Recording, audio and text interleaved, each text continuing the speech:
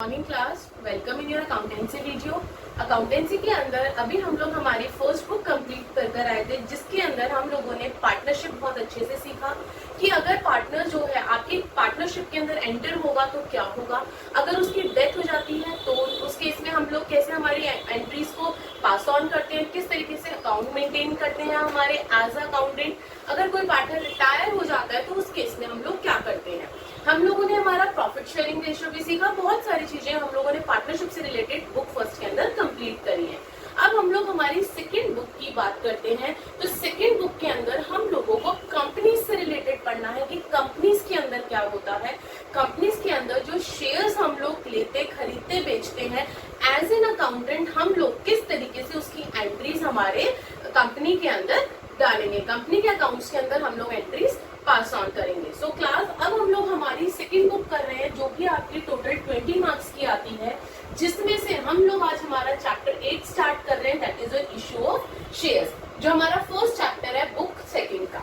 अब इसकी जो बाइफरकेशन करी है वो आपकी टोटल 11 to 13 मार्क्स का आता है, जिसमें से एक तो 8 मार्क्स का क्वेश्चन आता है, एक आपका 3 मार्क्स का आता है और एक 1 मार्क्स का आता है। तो ये बाइफरकेशन करी गई है आप लोगों के मार्क्स की क्लास। अब एक चीज ध्यान से सुनना, आप लोगों ने 11th क्लास में सोल प्रोप्राइटरशिप बहुत अच्छे से पढ़ा था कि अगर सिंगल पर्सन है वो किस तरीके से अपने अकाउंट्स को मेंटेन करता है। ये चीज हम लोग क्लास 11th के अंदर पढ़ के आ चुके हैं। अब हम लोगों ने क्लास 12th में फर्स्ट बुक में धीरे धीरे करके देखा कि भाई हमारा जो ये सिंगल पर्सन था, उसके फ्रेंड्स या उसके रिलेटिव्स आते गए, उसके पार्टनर्स बनते गए, तो उसकी पार्टनरशिप फॉर्म हो गई, जो कि हम लोगों ने हमारी बुक फर्स्ट के अंदर पढ़ा था। अब हम लोग बुक सेकंड के अंदर अब ये 4 से भी ज्यादा हो गए, अगर ये 10 हो गए, 50 हो गए, उस केस में क्या करोगे, वो पार्टनरशिप नहीं रह जाती, उस केस के अंदर वो आपकी कंपनी फॉर्म हो जाती है। अब हम लोग इस कंपनी की अकाउंटिंग करना हमारा बुक सेकंड के अंदर सीखने जा रहे हैं इस चैप्टर के अंदर, that is your issue of shares. तो क्लास सबसे पहले मैं आपको, आप लोगों ने कंपनी से रिलेटेड बहुत सारी बातें बिजनेस स्टडीज के अंदर पढ़नी होगी। बिजनेस स्टडीज में देखा होगा 11th क्लास में भी कंपनी जो हम लोग सेकंड चैप्टर पढ़ के आते हैं, हमारा फॉर्म्स ऑफ आपका बिजनेस ऑर्गेनाइजेशन, उसके अंदर आप लोगों ने कंपनी की डिटेलिंग बहुत अच्छे से 11th क्लास में सीखी होगी। बट फिर भी अभी मैंने आपको बताया कंपनी होती कहाँ, कब बनती है, कब फॉर्म होती है, जब आपके मेंबर्स बहुत सारे हो जाते हैं। अब हम लोग बात करते हैं कि कंपनी के फीचर्स क्या होते हैं। सो क्लास सबसे पहला फीचर होता है सेपरेट लीगल एंटिटी। मतलब देखो, इसका मतलब ये है कि मान लो अगर किसी को प्रोप्राइटर पे केस करना है, मान लो ये उसकी फर्म है प्रोप्राइटर की, ठीक है, प्रोप्राइटर की अलग से उसने अपना अकाउंट मेंटेन कर रखा है और ये प्रोप्राइटर है। अगर किसी को केस करना है तो वो चाहे इस फर्म के ऊपर करे और चाहे प्रोप्राइटर के ऊपर करे, दोनों का मतलब एक ही होता है। इसका मतलब इनका कोई सेपरेट लीगल एंटिटी नहीं होती है। ऑनर और जो आपकी प्रोप्राइटरशिप है वो दो चीजें अलग अलग नहीं होती हैं कभी भी, चाहे वो प्रोप्राइटर के ऊपर अपना केस करे और चाहे वो इसके ऊपर करे, क्या कहते हैं, पर्सन के ऊपर करे, ऑनर के ऊपर करे, बात एक ही होती है। उसी तरीके से पार्टनरशिप में भी कोई सेपरेट लीगल एंटिटी नहीं होती, लेकिन आपकी कंपनी के अंदर जो आपके मेंबर्स होते हैं ना क्लास, वो अलग होते हैं और आपकी कंपनी का अकाउंट अपना अलग मेंटेन होता है। फॉर एग्जाम्पल जैसे विजय माल्या की मैं बात करूं कि विजय माल्या एक अलग पर्सन है और किंगफिशर आपका एक अलग कंपनी है। अब जो केस किया गया वो किंगफिशर के ऊपर किया गया, बंद किंगफिशर हुई, विजय माल्या नहीं हुआ। तो समझ में आई बात? ये एग्जाम्पल अच्छे से समझ में आ गया होगा कि मैं क्या समझाना चाह रही हूँ यहाँ पे आपको। लेकिन वहीं पे अगर उसकी पार्टनरशिप होती है, उसकी सोल प्रोप्राइटरशिप होती है, तो उसके ऊपर भी, विजय माल्या के ऊपर भी केस जरूर किया जाता। तो ये हमारा पहला पॉइंट कह रहा है, पहला फीचर कह रहा है कि कंपनी और ऑनर जो होते हैं वो अलग अलग होते हैं, उन दोनों के अकाउंट्स जो मेंटेन होते हैं वो हमेशा अलग अलग होते हैं। सेकेंड बोल रहा है परपेचुअल एक्सिस्टेंस। अब देखो, मान लो ये जो हमारा एक मेंबर था, जो एक पर्सन था, वो मर गया, तो हमारी उसकी सोल प्रोप्राइटरशिप बंद हो गई। वहीं पे पार्टनर्स अगर एक या दो पार्टनर्स मर गए तो दो सोचेंगे यार छोड़ो ना, क्या आगे पार्टनरशिप फॉर्म रन करें, हमारे दो पार्टनर्स तो मर गए, क्या फायदा। ऐसे ही कंपनी के अंदर ऐसा नहीं होता है। कंपनी के अंदर मान लो ये सारे मेंबर्स भी मर गए तो भी आपकी कंपनी रन करती है, वो आपकी कंपनी परपेचुअल होती है, कॉन्टिन्यूस बेसिस पे चलती है, उसमें कोई भी मेंबर मरे कंपनी को उससे कोई फर्क नहीं पड़ता।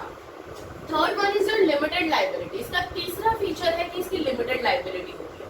इसके अंदर जैसे मैंने विजय माल्या वाला केस बताया, इसके अंदर क्या हुआ, लिमिटेड लाइबिलिटी का मतलब है कि जो कंपनी के एसेट्स थे सिर्फ वही बिके, विजय माल्या के अपने पर्सनल एसेट्स नहीं बिके, कोई उसके घर नहीं चला गया कि तुम अपना घर बेच के हमारी लायबिलिटी उतारो। इसके अंदर क्या होता है, लिमिटेड लायबिलिटी होती है कि लायबिलिटी सिर्फ कंपनी तक सीमित होती है, आपके जो मेंबर्स होते हैं उन तक सीमित नहीं होती है। Next is your common seal. Common seal का मतलब है जिसके प्रोप्राइटर है, इसका एक अपना सिग्नेचर है, पार्टनर्स है, पार्टनर्स के सबके अपने अपने सिग्नेचर है। उसी तरीके से जो कंपनी होती है ना, कंपनी का भी अपना एक सिग्नेचर होता है, अपनी एक स्टैंप होती है जिसे हम लोग कॉमन सील कहते हैं। वो कंपनी का सिग्नेचर कहलाता है क्लास। वो स्टैंप जो होती है वो कंपनी की सिग्नेचर कहलाती है कि हाँ भैया कंपनी ने इस चीज के लिए अलाउ कर दिया, अगर वो स्टैंप लग गई तो। नेक्स्ट फीचर कह रहे हैं ट्रांसफरेबिलिटी ऑफ शेयर्स, यानी कि हम लोग हमारी ऑनरशिप को ट्रांसफर कर सकते हैं। अब मान लो कि एक मेंबर है हमारा, ठीक है, ये मेंबर हमारा 1% का मालिक है, दूसरा मेंबर है ये 2% का मालिक है, तीसरा मेंबर है ये 3% का मालिक है। अब जो 1% वाला मालिक है, जो ये शेयर होल्डर है हमारा, वो ये कहता है कि भाई मैं मेरा जो ऑनरशिप है, मैं मेरा जो शेयर है वो ट्रांसफर करना चाहता हूँ। अब दूसरे पर्सन को, ये बी है, वो सी को ट्रांसफर करना चाहता है तो वो कर सकता है इजीली, कोई प्रॉब्लम नहीं है, वो अपने शेयर को एक सेकेंड पर्सन को ट्रांसफर इजीली कर सकता है। तो इसीलिए ट्रांसफरेबिलिटी ऑफ शेयर्स होती है इसके अंदर कि आप अपना मालिकाना हक जो है वो किसी और को ट्रांसफर कर सकते हैं। तो ये थे कुछ फीचर्स हमारे कंपनी के क्लास। अब मैं बात करती हूँ टाइप्स ऑफ कंपनी। कंपनी कितने तरीके की होती है, जो आपकी बुक में दी गई है वो unlimited company, limited by guarantee और लिमिटेड बाय शेयर्स, 3 तरीके की होती है। अब ध्यान देना, अनलिमिटेड कंपनी इसका मतलब क्या होता है, where members has unlimited liability, जहां पे मेंबर्स की लायबिलिटी अनलिमिटेड होती है। अब आप कहोगे मैम ऊपर तो आपने हमें फीचर में बताया कि इनकी क्या कहते हैं लायबिलिटी लिमिटेड होती है।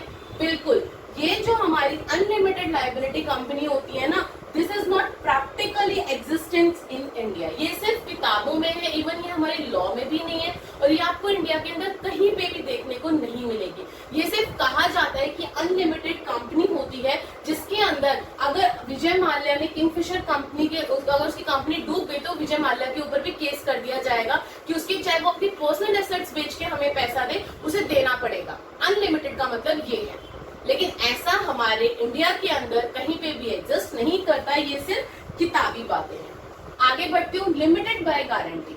लिमिटेड बाय गारंटी का मतलब क्या होता है, ध्यान से सुनना, where the liability of the member is limited. Liability जो है वो तो लिमिटेड है up to the amount of guarantee given, जितनी एक मेंबर ने गारंटी दी है। अब देखो स्टार्टिंग में जब हमारी कंपनी फॉर्म होती है तो क्लास हम लोग 11th क्लास में पढ़ के आते हैं कि हमारे 3 मेन डॉक्यूमेंट्स प्रिपेयर होते हैं, memorandum of association, articles of association and prospectus maintain होते हैं ना। अब जब हमारा वो मेंटेन होते हैं उस टाइम पे मेंबर्स से ये पूछा जाता है कि भाई अगर हमारी कंपनी बंद हो जाती है तो उस टाइम पे आप कितने पैसों की गारंटी देते हैं, कितने रुपए की गारंटी देते हैं। अब एक मेंबर आया, उसने कहा मैं 5 लाख की गारंटी देता हूँ, दूसरा मेंबर आया, उसने कहा कि भाई मैं 10 लाख की गारंटी देता हूँ। ये गारंटी दी गई थी मेंबर्स के थ्रू। ये गारंटी किसने दी थी, मेंबर्स ने दी थी गारंटी की जब हमारी कंपनी क्लोज होने की कगार पे आएगी उस टाइम पे हम 5 लाख देंगे, दूसरे ने कहा मैं 10 लाख दूंगा। तो जब कंपनी हमारी क्लोज हो गई, अब एक टाइम आया कि हमारी कंपनी क्लोज हो रही है, उस टाइम पे इन लोगों से कितने कितने रुपए मांगे जाएंगे, जिसने 5 लाख की गारंटी ली उससे 5 लाख मांगे जाएंगे, जिसने 10 लाख की गारंटी ली थी उससे 10 लाख रुपए मांगे जाएंगे। ऐसा नहीं है कि 10 लाख वाले से 20 लाख मांग लेंगे या 25 लाख मांग लेंगे या 5 लाख वाले से 10 लाख मांग लेंगे या 15 लाख मांग लेंगे, ऐसा नहीं है। जितने की गारंटी दी थी उन्होंने उतने ही पैसे उनसे मांगे जाएंगे। और सबसे बड़ी बात ये भी हमारे इंडिया के अंदर एग्जिस्ट नहीं करती है, कहीं पे भी आपको देखने को नहीं मिलेगा कि इस टाइप की कंपनी हमारे इंडिया के अंदर रन कर रही है। हाँ, ये हमारे लॉ में है, लेकिन फिलहाल ये सिर्फ हमारी किताबों में है, एग्जिस्टेंस में इंडिया के अंदर फिलहाल ये कहीं पे भी नहीं होता। तीसरी हमारी कंपनी का टाइप जो हमारे इंडिया के अंदर एग्जिस्ट भी करती है, जो हमारे इंडिया के अंदर चलती भी है, जो हमारे लॉ में भी है और जो हमारी किताबों में भी है, that is your limited by shares. अब शेयर्स तक आपकी लिमिटेड होती है लायबिलिटी। कैसे, where the liability of members is limited up to the amount of unpaid portion of share, जितना आपने अभी तक पेड नहीं किया है शेयर का पोर्शन। फॉर एग्जाम्पल, एक शेयर आपने खरीदा जो कि आपका 100 रुपए का था, अब आपने क्या करा, अभी तक 80 रुपए पेड कर दिए, 20 रुपीज अभी तक आपने पेड नहीं करे, तो एक मेंबर की एज अ मेंबर आपकी अभी तक लायबिलिटी सिर्फ 20 रुपए की है। कंपनी आपसे सिर्फ 20 रुपए मांग सकती है, ये नहीं कहेगी कि भाई आप अपना घर का सामान बेच के, आपके घर की एसेट्स बेच के, अपने पर्सनल एसेट्स बेच के हमें पैसा दीजिए, वो ये चीज नहीं कर सकती। अगर आपने एक शेयर खरीदा है जो 100 रुपए का है, तो कंपनी आपसे, अगर आपने 80 रुपीज ऑलरेडी पेड कर दिए हैं, up to the amount of unpaid portion, जितना अनपेड पोर्शन है, अनपेड पोर्शन कितना है, 20 रुपीज का है, तो सिर्फ वो आपसे 20 रुपीज ही मांगेगी, उससे फालतू वो नहीं मांग सकती। और इस टाइप की दो कंपनीज है हमारे इंडिया के अंदर, पहली पब्लिक कंपनी और दूसरी प्राइवेट कंपनी, जो हमारे इंडिया के अंदर एग्जिस्ट भी करती है और रन भी करती है। तो हमें जो पढ़ना है वो हमें सिर्फ हमारी लिमिटेड बाय शेयर्स कंपनी के रिगार्डिंग पढ़ना है। बाकी जो दो आपकी टाइप है, आपको पता होने चाहिए, क्योंकि आपकी बुक में है, ना ये इंडिया के अंदर एग्जिस्ट करती हैं और ना ये हमारे लॉ के अंदर एग्जिस्ट करती हैं। अब आगे बात करती हूँ प्राइवेट और पब्लिक कंपनी के बीच के कुछ डिफरेंसेस बताना चाहती हूँ, जो बहुत इंपॉर्टेंट है। सबसे पहले कि इन दोनों के अंदर पूंजी लागत कितनी लगाई जाती है, कब आप अपनी कंपनी पब्लिक कंपनी स्टार्ट कर सकते हैं, कब आप अपनी प्राइवेट कंपनी स्टार्ट कर सकते हैं, कितना पैसा लगा के। सो प्राइवेट कंपनी के अंदर तो 1 लाख रुपए मिनिमम चाहिए, 1 लाख से ज्यादा आप कितने भी लगा सकते हैं। पब्लिक कंपनी के अंदर 5 लाख चाहिए, प्राइवेट कंपनी के अंदर 1 लाख और पब्लिक कंपनी के अंदर मिनिमम 5 लाख। उससे ज्यादा तो आप कितने भी लगाइए, चाहे 1 लाख से ज्यादा 10 लाख लगा लीजिए, और पब्लिक में चाहे 5 लाख से ज्यादा 20 लाख लगा लीजिए। अब इनके मेंबर्स कितने कितने होते हैं, प्राइवेट कंपनी में मिनिमम 2 मैक्सिमम 200, पब्लिक में मिनिमम 7 और मैक्सिमम अनलिमिटेड। ये आप लोगों से पूछा जा सकता है 1 मार्क्स में क्लास, ये डिफरेंस बहुत ज्यादा इंपॉर्टेंट है। पूछ लेगा कि बताइए 1 मार्क्स के अंदर मिनिमम मेंबर्स प्राइवेट कंपनी में कितने होते हैं, तो 2, ये आपका 1 मार्क्स का क्वेश्चन बन गया। आगे बोल रहे हैं डायरेक्टर्स, डायरेक्टर्स कितने कितने होते हैं। जो हमारी प्राइवेट कंपनी है उसमें मिनिमम डायरेक्टर 2 होने जरूरी है, और पब्लिक कंपनी के अंदर मिनिमम डायरेक्टर 3 होने जरूरी होते हैं। उसी तरीके से ट्रांसफरेबिलिटी ऑफ शेयर, जैसा कि अभी हमने यहाँ पे फीचर में देखा था कि कौन किस कंपनी के अंदर जो मेंबर है वो अपना ऑनरशिप जो ट्रांसफर कर सकता है, अपने शेयर्स को किसी दूसरे पर्सन को ट्रांसफर कर सकते हैं। प्राइवेट कंपनी के अंदर रिस्ट्रिक्टेड होता है, कर सकते हो लेकिन रिस्ट्रिक्टेड है, बहुत ज्यादा फॉर्मेलिटीज है। वहीं पे ही पब्लिक कंपनी के अंदर फ्रीली ट्रांसफरेबल है, इसके अंदर आपको कोई नहीं रोकता, आप अपनी ऑनरशिप को किसी को भी ट्रांसफर कर सकते हैं। क्लियर है? तो ये मैंने आपको कुछ बेसिक बताया, और थोड़ा सा इस कंपनी के रिलेटेड मैं आपको बेसिक बताती हूँ, फिर हम लोग हमारे क्वेश्चन देखेंगे। यस क्लास, अब हम लोग पढ़ रहे हैं 1 पर्सन कंपनी। अभी हमने देखा कंपनी के फीचर्स क्या होते हैं, क्या क्या कंपनी है और किस किस टाइप की कंपनी होती है। फिर मैंने आपको पब्लिक और प्राइवेट कंपनी के बीच में डिफरेंस बताया छोटा सा, जो आपको पता होना चाहिए था। अब उसमें क्लास मैंने आपको देखिए प्राइवेट कंपनी में ये बताया कि मैक्सिमम मेंबर्स 200 होने चाहिए। अब कुछ बच्चे कंफ्यूज हो रहे होंगे कि मैम हमारी बुक में तो 50 दे रखे हैं, तो उसमें कंफ्यूज होने की जरूरत नहीं है। सेबी ने मैक्सिमम 200 आप लोगों के बताए हैं, मेंबर्स जो होते हैं वो 200 हो सकते हैं, लेकिन 200 से ज्यादा नहीं बढ़ सकते। 50 भी हो सकते हैं, लेकिन आपकी बुक के अंदर वो 200 है तो आप उसे मैक्सिमम 200 ही मान के चलिए। 50 लिखेंगे तो भी गलत नहीं होगा और 200 लिखेंगे तो भी गलत नहीं होगा। So don't be confuse regarding the private company. अब मैं बात करती हूँ एक 1 पर्सन कंपनी क्लास। आप लोगों ने 11th क्लास में पक्का पढ़ी होगी कि 1 पर्सन कंपनी क्या होती है। ये आपके कोर्स के अंदर, ये हमारे इंडिया के अंदर एक नया वो आया है कंपनी की। कौन सी कंपनी है जिसके अंदर एक सिंगल पर्सन भी अपनी कंपनी को रन कर सकता है। आप लोग कहोगे मैम अभी तो आपने हमें बताया कि भाई कंपनी जब फॉर्म होती है, जो हमारे बहुत सारे पार्टनर्स बढ़ जाते हैं, बहुत सारे मेंबर्स हो जाते हैं, बिल्कुल। लेकिन ये जो कंपनी है ये आपकी एक नई कंपनी आई है जिसके बारे में आपको पता होना चाहिए। Only 1 member can form a company, की एक सिंगल पर्सन भी अपनी कंपनी फॉर्म कर सकता है। उसकी पेड अप कैपिटल मिनिमम जो है वो 1 लाख है, 1 लाख या उससे ज्यादा वो लगा सकता है। डायरेक्टर जो है 1 भी हो सकता है और 15 डायरेक्टर भी रख सकता है वो अपनी कंपनी के अंदर।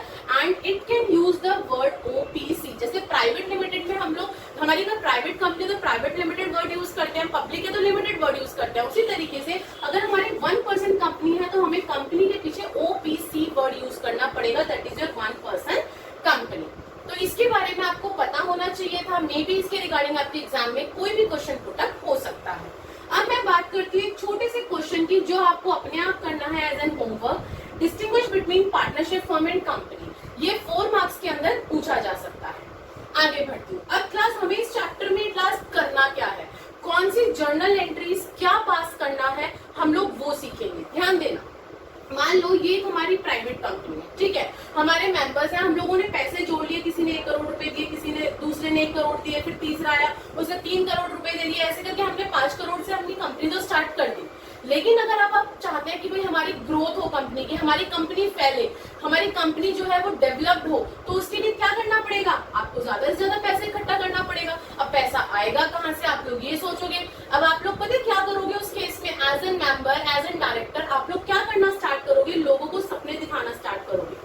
कैसे सपने, लोगों को जो पब्लिक है हमारी, जो 130 करोड़ की आबादी है, पॉपुलेशन है, उसको सपने दिखाना स्टार्ट कर दोगे कि भाई देखो हम लोग एक कंपनी रन कर रहे हैं, अगर आप लोग हमें पैसे देते हैं, हमारी कंपनी में पैसा लगाते हैं, अगर हमारे पास पैसा आता है, हम यहाँ पे हम एक पहली चीज हम आपको ऑनरशिप देंगे, हम आपको अपनी कंपनी का मालिक बनाएंगे। दूसरी चीज हम लोग आपके पैसों से अलग अलग जगह पे हम लोग हमारी फैक्ट्रीज खोलेंगे, हमारे प्लांट्स लगाएंगे, ताकि हमारी कंपनी की ग्रोथ हो, और उस प्लांट से, उस प्रॉफिट से जो पैसा आएगा, उस प्रॉफिट में से कुछ हिस्सा हम लोग आपको देना स्टार्ट कर देंगे, जिसको हम लोग बोलते हैं डिविडेंड। जिसको हम क्या बोलते हैं, डिविडेंड। यानी कि हम लोग हमारे प्रॉफिट में से कुछ हिस्सा रेगुलर बेसिस पे आपको रिटर्न करेंगे, जितना पैसा आप लोग लगाओगे, और जो जितना ज्यादा पैसा लगाएगा उसको हम लोग उतना ज्यादा रिटर्न देंगे, उसका जो डिविडेंड होगा वो उतना ज्यादा होगा, और उसका मालिकाना हक यानी कि उसके शेयर्स, उसकी ऑनरशिप उतनी ज्यादा हमारी कंपनी में होगी। अगर किसी ने 30 करोड़ लगाया है तो उसका मालिकाना हक ज्यादा होगा, उसके शेयर्स ज्यादा होंगे। किसी ने 10 लाख लगाया, 1 लाख लगाया, तो उसके उस हिसाब से होंगे। तो वो वही कह रहा है कि ये जो सपना दिखाया जा रहा है ना, ये जो आपका एक पर्चा निकाला जा रहा है, उसको हम प्रोस्पेक्टस कहते हैं, कि कंपनी एक प्रोस्पेक्टस निकालती है, जिसको आपने बहुत सुना होगा। अभी इसी वीडियो के अंदर मैंने बोला भी है कि 3 इंपॉर्टेंट डॉक्यूमेंट्स हमारी कंपनी निकालती है जब कंपनी अपने आप को स्टार्ट करती है रन करना, जिसमें से एक आपका प्रोस्पेक्टस है, जिसमें वो ये बताती है कि आओ हमारी कंपनी में पैसा लगाओ, उसे 130 करोड़ आबादी को बताती है, पॉपुलेशन को बताती है कि आके हमारी कंपनी में पैसा लगाओ। जितना पैसा लगाओगे, पहली चीज हम आपको उतनी ऑनरशिप अपनी कंपनी का मालिकाना हक देंगे।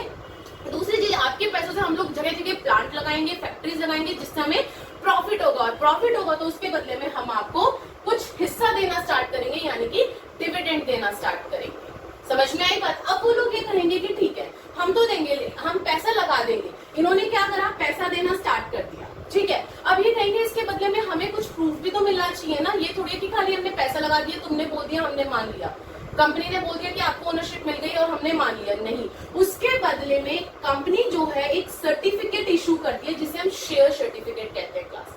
That is your share certificate. Her person का एक अलग अलग सर्टिफिकेट होता है जो कंपनी निकालती है, उसको हम लोग शेयर सर्टिफिकेट कहते हैं। यानी कि वो आपको शेयर्स इशू कर रही है, उस शेयर सर्टिफिकेट का मतलब ये होता है। तो इस तरीके से पैसा आया, कंपनी ने शेयर्स देने स्टार्ट करे, पैसा आया, जिसने पैसा दिया कंपनी ने शेयर दिए, पैसा आया कंपनी ने शेयर दिए। अब आप क्या हो, आप एक अकाउंटेंट हो ना, आप कॉमर्स पढ़ रहे हो, आप एक अकाउंटेंट हो कंपनी के। आपका क्या काम है, आपका सिर्फ ये काम है दूर बैठ के ये जो पैसा आ रहा है और जो शेयर जा रहे हैं, पैसा आ रहा है शेयर जा रहा है, तो इसकी आपको सिर्फ जर्नल एंट्री करनी है। यही चीज हम लोगों को इस चैप्टर के अंदर सीखना है कि एक अकाउंटेंट किस तरीके से इन एंट्रीज को पास करता है कंपनी के अंदर जब पैसा आता है, और कंपनी जो है वो मालिकाना हक शेयर्स उन लोगों को इशू करती है जो लोग पैसा इस कंपनी के अंदर लगा रहे हैं। तो ये कहानी थी इस चैप्टर की, जो हमें इस चैप्टर के अंदर करना है। अब बात करती हूँ कुछ बेसिक टर्म्स की जो आपको पता होना चाहिए चैप्टर स्टार्ट करने से पहले। वो कौन कौन सी टर्म्स हैं, देखिए क्लास, आपसे ये कहा जाता है कि अब आपको कंपनी का शेयर खरीदना है, आपके मन में आ गई ये चैप्टर पढ़ के कि भाई हम तो कंपनी का शेयर खरीदेंगे, तो आप अब कंपनी के शेयर की वैल्यू पता करने के लिए मार्केट में जाएंगे, जिसको हम लोग नॉमिनल वैल्यू या फिर फेस वैल्यू कहते हैं। नॉमिनल वैल्यू या फिर फेस वैल्यू कहते हैं हम लोग। अब आप लोग कहोगे कि मैम हमें भी जानना है कि एक शेयर की कितनी वैल्यू है। हमने कोई भी कंपनी उठा ली, हमने देखा उसकी एक शेयर की वैल्यू 10 रुपए है फॉर एग्जाम्पल, ठीक है। अब पता है इसमें भी एक चीज है जो आपको पता होनी चाहिए। पहले के टाइम पे लोग क्या करते थे, पहले के टाइम पे ना कोई रूल्स नहीं होते थे, तो लोग क्या करते थे, जिसका मन आया वो क्या करता था, एक एप्लीकेशन बनाई कंपनी को भेज दी, एक एप्लीकेशन बनाई कंपनी को भेज दी कि हमें 130 करोड़ वो चाहिए, शेयर्स चाहिए, हमें 20 लाख चाहिए, हमें इतने चाहिए। कंपनी पहले कोई पैसा नहीं लेती थी। जब आप लोग एप्लीकेशन देते थे ना, उस टाइम पे कंपनी कोई पैसा नहीं लेती थी। तो लोग जो मस्ती वाले लोग होते थे, जिनको टाइम पास करना होता था, वो क्या करते थे, बनाई एप्लीकेशन भेज दिया, बनाई एप्लीकेशन भेज दिया। अब कंपनी से दुखी होने लग गई। तो उस टाइम पे फिर सेबी ने एक रूल बनाया। क्या रूल बनाया कि जब आप लोग एक एप्लीकेशन कंपनी को भेजते हैं कि आपको शेयर्स चाहिए, उस केस में आप लोगों को एक मिनिमम अमाउंट पेड करना पड़ता है उस एप्लीकेशन के साथ। पहली चीज, कंपनी के लिए ये रूल बनाया सेबी ने कि जितनी नॉमिनल वैल्यू है, फॉर एग्जांपल मेरे 10 है नॉमिनल वैल्यू शेयर की, तो कंपनी को 10 का 25% पैसा एप्लीकेशन पे मांगना पड़ेगा। यानी कि ये जो एप्लीकेशन दी जा रही है स्टार्टिंग में, जो पब्लिक एप्लीकेशन दे रही है कि भाई हमें आपकी कंपनी के शेयर्स खरीदने, आपकी कंपनी के मालिकाना हक खरीदना है, ऑनरशिप लेना है, तो उस केस में कंपनी को इस नॉमिनल वैल्यू का 25% या उससे ज्यादा पैसे उस एप्लीकेशन फॉर्म के साथ पब्लिक से लेने हैं। उसे कहते हैं हम लोग एप्लीकेशन मनी। अब क्या होता है कि अगर किसी को शेयर्स खरीदने हैं ना कंपनी के, तो वो जो एप्लीकेशन दे रहे हैं ना कि हाँ भी मुझे 20 लाख 10 लाख शेयर्स खरीदने हैं, तो उसके साथ उसे कुछ अमाउंट भी पेड करनी पड़ती है, और वो अमाउंट कहलाती है हमारी एप्लीकेशन मनी। सबसे पहली चीज, तो जो 2 एंट्री हम लोग स्टार्टिंग में करते हैं वो हम लोग करते हैं हमारी एप्लीकेशन मनी। उसके बाद अब चलो ठीक है, इन्होंने थोड़ा बहुत कुछ पैसा दे दिया, ठीक है, एप्लीकेशन के साथ कि हाँ भी हमें आपकी कंपनी के क्या कहते हैं वो खरीदने हैं, शेयर्स खरीदने हैं, और ये लोग कुछ पैसे दे दिए ना। अब कंपनी क्या करेगी, उन लोगों को अलॉट कर देगी शेयर्स। कंपनी कहेगी ठीक है, अगर तुम लोगों ने हमें स्टार्टिंग में पैसा दिया है तो हम तुम्हें अलॉट कर देते हैं शेयर्स। जब अलॉट करती है ना, उस टाइम पे कहती है कि देखो हमने तुम्हें अलॉट करा है, उस खुशी में लाओ हमें दूसरी इंस्टॉलमेंट दे दो, हमारी दूसरी इंस्टॉलमेंट का पैसा दे दो जो कि 2 रुपए है 10 में से। और वो जो सेकेंड इंस्टॉलमेंट पे जो पैसा मांगा जा रहा है ना, वो कहलाता है अलॉटमेंट मनी, वो कहलाता है अलॉटमेंट मनी। अब शेयर्स भी आ गए आपके पास अपनी ऑनरशिप भी आ गई, आपने कुछ पैसा 3 रुपए पहले दिए, 2 रुपए अब दिए, 5 रुपए आपने कंपनी को दे दिए, लेकिन 5 रुपए तो भी बाकी है ना, वो भी तो पेड करने हैं, 10 में से 5 ही तो दिए। तो जो थर्ड इंस्टॉलमेंट होती है, जब कंपनी आपके पास कॉल करती है, जिसे हम कॉल करना कहते हैं, फर्स्ट कॉल कहते हैं, उसके ऊपर कंपनी बोलती है कि लाओ भैया 4 रुपए दे दो। 1 महीने बाद, इसका मिनिमम टाइम 1 महीने का होता है कि 1 महीने के बाद कंपनी आपको फिर कॉल करती है कि अब आपका टाइम आ गया, अब आप हमें 4 रुपए पेड कर दीजिए। आपने वो भी पेड कर दिए। फिर उसके बाद फिर 1 महीने बाद दोबारा कंपनी कॉल करती है, जिसे हम सेकंड कॉल कहते हैं, और आपके कोर्स में सेकंड कॉल तक ही है कि हाँ कंपनी सेकंड कॉल तक अपने सारा पैसा एक मेंबर से, एक शेयर होल्डर से मंगवा लेती है। तो सेकंड कॉल पे कंपनी कहती है कि भाई लाओ बचे हुए हमें 1 रुपए भी वापस दे दो, हमारे पैसे दे दो, क्योंकि वो आपकी लायबिलिटी होती है। अभी हम थ्योरी के अंदर ये चीज पढ़कर आए हैं। तो इस तरीके से कंपनी 4 इंस्टॉलमेंट्स में, जिसे application money, allotment, first call और सेकंड कॉल कहते हैं, इस तरीके से वो सारा पैसा एक शेयर होल्डर से ले लेती है। चलो ये तो समझ में आ गया। हमें ये भी समझ में आ गया कि एप्लीकेशन के ऊपर कंपनी को एटलीस्ट 25% नॉमिनल वैल्यू का मांगना पड़ता है। ठीक है, अब आई होप कि आपको ये समझ में आ गया हमें इस चैप्टर के अंदर जो जर्नल एंट्री करनी है वो किस चीज की करनी है और कैसे करनी है। अब हम लोग बात करते हैं कि मान लो एक पर्सन है एक्स, ठीक है, आप कहोगे कि मैम सब लोग तो शरीफ नहीं होते ना। हाँ, कुछ लोग शरीफ होते हैं जो सारा पैसा दे देते हैं और जो नहीं देते, और कुछ लोग एक्स्ट्रा होते हैं कि जो पहले ही पैसा एडवांस में दे देते हैं। उस केस में क्या करेंगे, तो उस केस के अंदर देखिए, मान लो एक पर्सन एक्स है, उसने एप्लीकेशन मनी दे दिया, अलॉटमेंट मनी दे दिया, लेकिन उसने फर्स्ट कॉल नहीं दी, उसने मना कर दिया। हम नहीं जानते कौन कंपनी, कैसी कंपनी, हमें कंपनी का नाम ही नहीं पता, वो तो चला गया छोड़ छाड़ के। तो उस केस में हम लोग कॉल्स इन एरियर कहते हैं उस चीज को, कि हाँ इसका मतलब होता है कॉल्स इन एरियर, हमारा पैसा नहीं आया, बकाया पैसा जो हमने कॉल करी थी उसका जो बकाया पैसा है वो हमारे पास नहीं आया। उसके बाद एक सेकेंड पर्सन था वाई, उसने क्या करा, एप्लीकेशन मनी दी, अलॉटमेंट मनी दी। अब उसने फर्स्ट कॉल तो दी थी, साथ में देखो सेकंड कॉल का पैसा उसने एडवांस में दे दिया कि भाई आप लोग हमें सेकंड कॉल करोगे उससे पहले ये लो, आप एडवांस में ले लो सेकंड कॉल का पैसा, एंट्री आप लोग करते रहना। तो उस केस में जो हम लोग एज एन अकाउंटेंट एंट्री करते हैं ना, वो कॉल्स इन एडवांस की एंट्री करते हैं क्लास, कि हमारे पास कॉल करे बिना ही कॉल का एडवांस में पैसा आ गया। आगे क्या बोल रहा है, तीसरा पर्सन है जेड, उसका काम देखना, उसने हमें एप्लीकेशन तो दे दिया, एप्लीकेशन का पैसा दे दिया, उसके बाद तुम कौन हम कौन नहीं पता, कंपनी कौन हमें कोई मतलब नहीं है। फिर हमने उसको फिर भी एक बार कॉल करी कि चलो कोई बात नहीं, एक बार कॉल करके देख लेते हैं फर्स्ट कॉल पे, क्या पता वो हमें पैसे दे दे।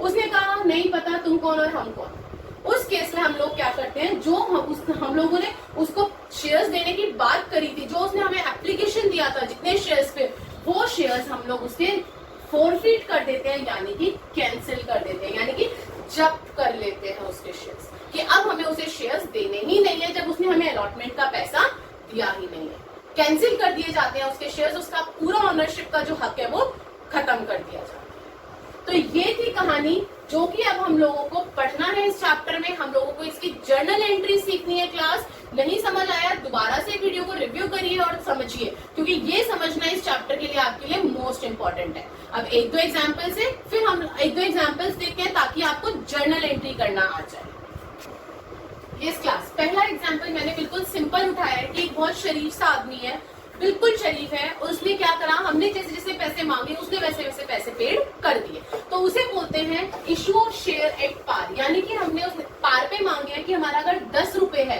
और 10 रुपए ही हमने उससे मांगे, हमने कोई प्रीमियम लगा के नहीं मांगे, उससे एक्स्ट्रा चार्जेस नहीं लिए कुछ भी, जस्ट जितना हमारा शेयर था उतना मांग लिया। और इतना शरीफ आदमी है कि उसने हमें टाइमली सब कुछ पेड कर दिया। तो देखिए class, X limited issue 10,000 shares at par, 10,000 shares issued करे हैं। 10 रुपए का आपका एक शेयर की वैल्यू है, फेस वैल्यू जो है वो 10 रुपए है।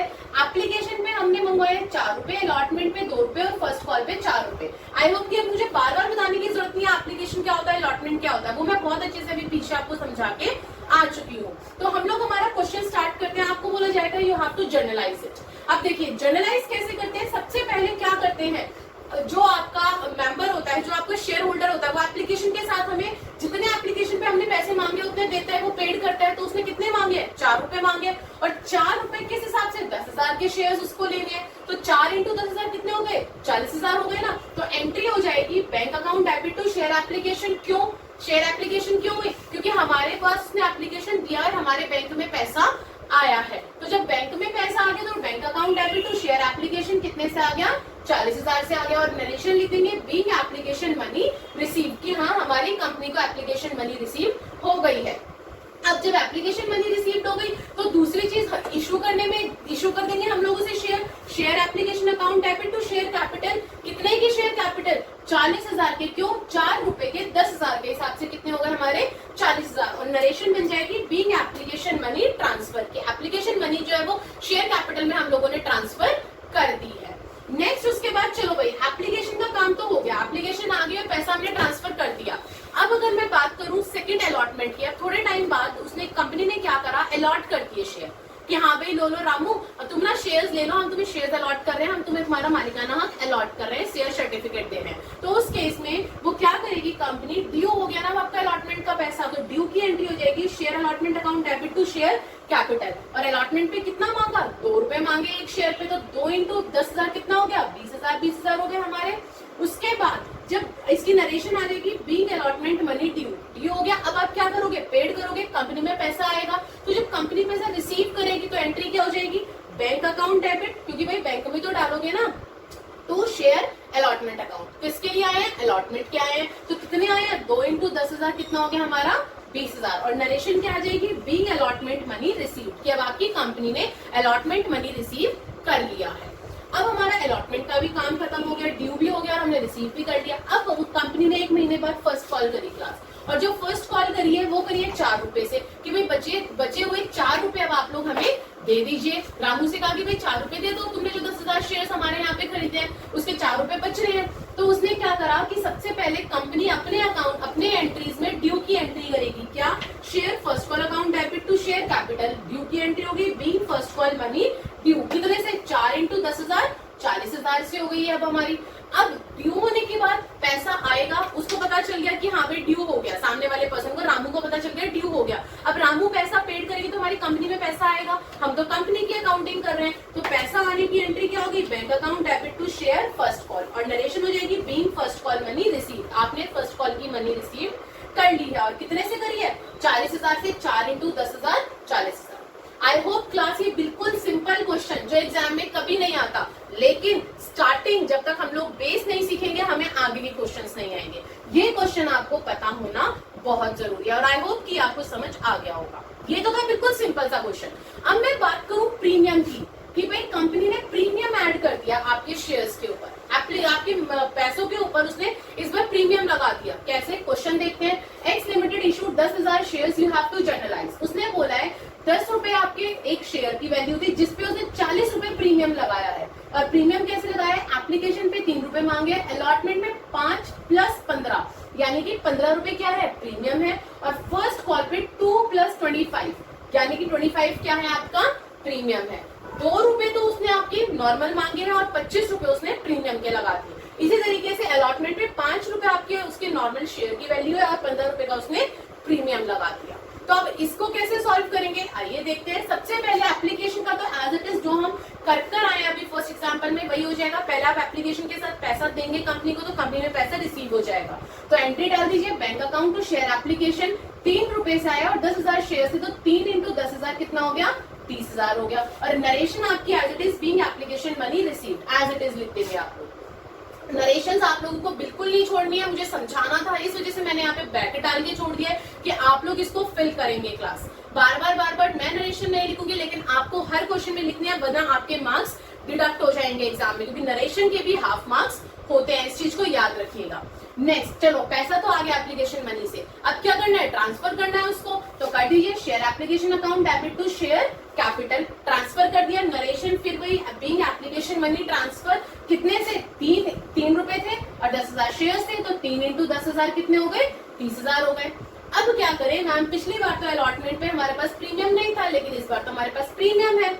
तो बहुत सिंपल सी एंट्री है। सबसे पहले जो ड्यू है हमें उन्हें बताना है कि भैया आपका प्रीमियम भी है 15 रुपए का अलॉटमेंट पे, तो उसकी एंट्री हो जाएगी share allotment account debit to share capital, जो नॉर्मल एंट्री होती है वो लिखेंगे। और सिक्योरिटी प्रीमियम रिजर्व मांग रहे हैं तो to security premium reserve account हो जाएगा। उन्हें बताएंगे कैसे, अमाउंट कैसे डालेंगे। देखो 15 और 5 टोटल 20 रुपए हो गए ना, तो अलॉटमेंट के तो टोटल 20 रुपए है, 20 इंटू 10 कितना हो गया, 2 लाख हो गया। अब नॉर्मल जो हमारा शेयर का है वो 5 रुपए है, तो 5 इंटू 10 50,000 तो हम लोग हमारा किसका मांग रहे हैं, शेयर कैपिटल का मांग रहे हैं। और 15 इंटू 10 यानी कि 1,50,000 किसके मांग रहे हैं, हम लोग प्रीमियम के मांग रहे हैं। तो सिक्योरिटी प्रीमियम रिजर्व अकाउंट में 15 इंटू 10 कर देंगे हमारा 1,50,000। आई होप कि आपको समझ आ गया होगा। अब इसकी नरेशन कैसे लिखेंगे, अब इसकी नरेशन तो फर्स्ट वाले से अलग हो जाएगी। तो इसकी नरेशन होगी being share allotted with premium, जो हमने शेयर अलॉट करे हैं वो प्रीमियम के साथ करे हैं। नेक्स्ट, अब वो हमें पैसा दे देगा रामू क्या करेगा कि ठीक है भाई तुमने प्रीमियम ले लिया, कोई बात नहीं, ये लो तुम्हारे पैसे, हमारे अकाउंट में पैसे आ गए कंपनी के अकाउंट में। तो हम तो अकाउंटेंट भाई कंपनी के है ना, कंपनी की अकाउंटिंग कर रहे हैं, तो डाल दीजिए bank account debit to share allotment, कितना पैसा टोटल 2 लाख आएगा ना, तो 2 लाख रुपए डाल दीजिए, क्योंकि प्रीमियम का भी आया और शेयर कैपिटल का भी पैसा आया। और एंड नरेशन आपकी वही हो जाएगी same, being allotment money receive, कि अलॉटमेंट का पैसा आपने रिसीव कर लिया। नेक्स्ट आते हो, चलो भाई अलॉटमेंट की भी बारी खत्म। आई होप कि फर्स्ट कॉल में आपको दिक्कत नहीं आएगी क्लास। ड्यू की एंट्री पे हम लोग सिक्योरिटी प्रीमियम रिजर्व डालते हैं, तो डाल दीजिए share first call to share capital to security premium reserve. अब टोटल आपका फर्स्ट कॉल पे कितना हो गया, 25 प्रीमियम का और 2 आपका किसका हो गया, शेयर का, तो टोटल 27 हो गया। 27 इंटू 10,000 कितने हो गए आपके, 2,70,000 हो गए। तो डाल दीजिए 2,70,000 डाल दिए। अब 2,70,000 से अब अगर आप लोगों ने फर्स्ट कॉल के ऊपर कितना हो गया, 2,70,000। उसी तरीके से शेयर कैपिटल, देखो शेयर कैपिटल का पैसा फेस वैल्यू, यहाँ पे हमेशा याद रखना हमारी फेस वैल्यू आती है, जो हमारी शेयर की फेस वैल्यू है। तो फेस वैल्यू कितनी हो गई यहाँ पे, 2 रुपए होगी ना, जो हमें मांगनी है।